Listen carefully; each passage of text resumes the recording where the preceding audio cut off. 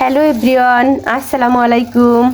আজকে প্রথম রোজা, আর রোজার আজকে প্রথম ইফতার।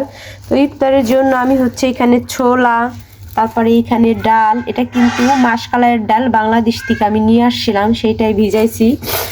আর এইখানে আছে হলো স্ট্রবেরি ফলটা, বাজারে গেছিলাম সকালে সকালে ফল ফুল কেনার জন্য। তো আপেল, মালটা আর কমলা কিনে আনছি, আর এই যে স্ট্রবেরি কিনে নিয়ে আসলাম, একটা টক দই নিয়ে আসলাম মাঠা বানানোর জন্য। আর এইখানে মুরগির রান নিয়ে আসছি। তো আজকে চেরি দিয়ে কি দিয়ে চেরি করি সেটা আপনাদের কাছে একটু শেয়ার করব।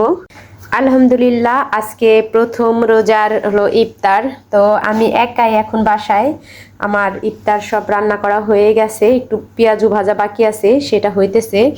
আর এইখানে আলুর চপ, তারপর বেগুনি, আর ওইখানে পেঁয়াজু, আর এই যে ছোলা, আর এইখানে শরবত, মানে শরবত বলতে মাঠা তৈরি করলাম। এই যে পেঁয়াজু।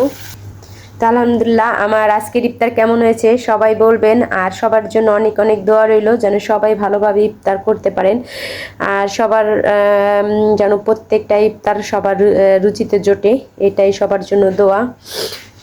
তো আলহামদুলিল্লাহ, আমার ইফতার তো এখন সময় হয়ে গেছে।